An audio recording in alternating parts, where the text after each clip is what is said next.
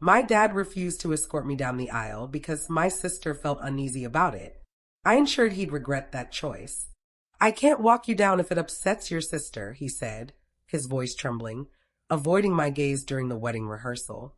Hi, I'm Hannah and I'm 28. The entire wedding party stood still, witnessing the father-daughter moment I'd always imagined fall apart in front of everyone. What my dad didn't realize was that I'd just received life-changing news that would reshape our family forever. I'm a pediatric nurse at the local children's hospital, and I'd spent over a year planning my dream wedding to my fiancé, David. Every detail, from the white roses to the string quartet, was carefully selected to make the day perfect.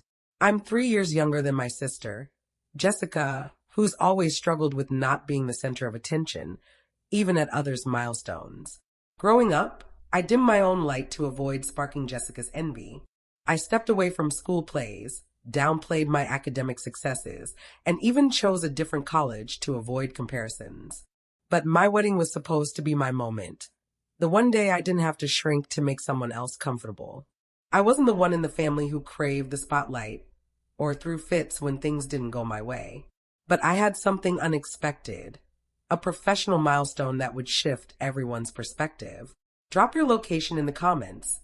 I read every single one. 3 days before the wedding, Jessica had a full-blown breakdown at the rehearsal dinner. The venue was beautifully decorated, our families were mingling, and everything seemed perfect until she confronted our parents near the dessert table. Why does Hannah get a grand church wedding when I only had a city hall ceremony? She cried, her voice echoing across the room. David's family turned to look. My bridesmaids froze mid-conversation. Even the waitstaff paused, watching the scene unfold. Jessica, please, I whispered, trying to soothe her. This isn't about you. It's never about me, she sobbed. Hannah always gets her way. The next morning, my dad pulled me aside, his coffee untouched as he issued his demand. Maybe we should scale things back, he said, avoiding my eyes. Your sister's really struggling, and family comes first. Scale back what, Dad? My wedding? I asked. She's been crying all night, he replied. Your mom's worried she might spiral again. At the rehearsal that afternoon, Jessica caused another scene over the processional order. Standing in the church aisle, arms crossed, she refused to budge. I should walk before the maid of honor since I'm actual family, she told the coordinator. Jessica, you're the matron of honor, I said softly. You walk right before me. But Sarah gets to walk alone, and I'm stuck with the flower girls, she complained. The priest coughed awkwardly. David's parents exchanged looks. My future mother-in-law looked horrified. That's when my dad dropped the devastating news. Hannah, I've been thinking, he said, his voice barely audible. Maybe I shouldn't walk you down the aisle tomorrow. The church fell silent, except for the sound of my heart breaking. But what happened next was Jessica's biggest misstep yet. The next morning, she demanded I change my wedding colors because they were too close to one she'd wanted for her own wedding that never happened. Blush pink was my choice first, she said, rummaging through my wedding favors like they were hers. I showed you that Pinterest board years ago. Jessica, you got married in jeans at City Hall, I reminded her. You said you didn't want a big wedding. I said I couldn't afford one, she snapped. There's a difference. At our final family dinner before the wedding, Jessica announced to everyone, I don't get why Hannah needs all this attention when she's always been the spoiled one. My grandmother nearly choked on her soup. My aunts and uncles shifted uncomfortably. David squeezed my hand under the table. That's unfair, Jessica, my cousin Maria said. Hannah worked 2 jobs to pay for nursing school. Please, Jessica scoffed. She's always been Mom and Dad's favorite. Everything comes easy to her. But the real betrayal hit when I overheard my parents talking to my aunt in the kitchen. We gave Jessica $3,000 from Hannah's wedding fund, my mom said quietly. She needed it for therapy to cope with not having a big wedding.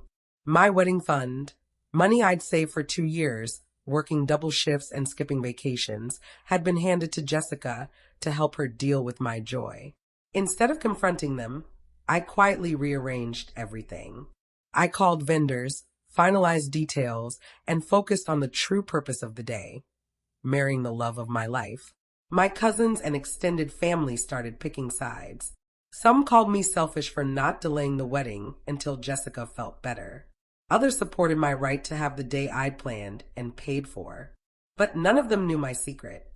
What they didn't know was that I'd just been offered the head nurse position at the Children's Hospital, a promotion with national recognition. The hospital chose me over candidates with far more experience because of my innovative patient care program, now being rolled out nationwide. The promotion doubled my salary and came with a signing bonus, meaning I no longer needed family support. No more relying on borrowed wedding funds. No more tiptoeing around Jessica's feelings. I'd also been keeping a record of Jessica's manipulative behavior and my parents' favoritism.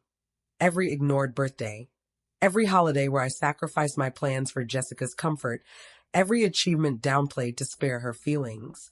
The irony? While they obsessed over Jessica's emotions, they completely overlooked the biggest accomplishment of my career. David's father, Colonel Martinez, saw Jessica's behavior at the rehearsal and quietly pulled me aside afterward.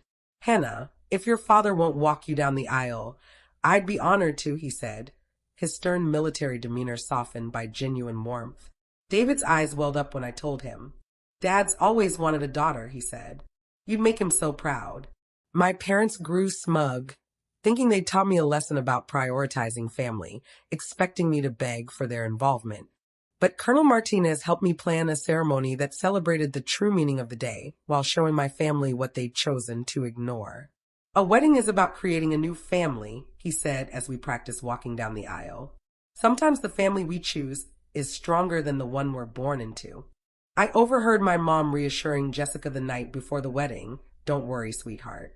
Hannah will come around and see that family matters more than some silly tradition." When Jessica showed up uninvited to my final dress fitting and criticized my gown, demanding I choose something less attention-grabbing, I knew I was done with their manipulation. The night before the wedding, I invited my parents and Jessica to my apartment. They arrived expecting me to plead for their participation. Instead, I had 3 chairs arranged in my living room and a folder on the coffee table. "Sit down," I said calmly. "We need to talk." "Hannah, we're so glad you've seen reason," my mom started. "I have," I replied, opening the folder, "but not in the way you expect." I showed them the hospital's press release about my promotion and a newspaper article highlighting my patient care program. "You chose Jessica's jealousy over supporting your daughter, who just became the youngest head nurse in the hospital's history," I said, laying the documents on the table. My dad's face paled when he saw the headlines.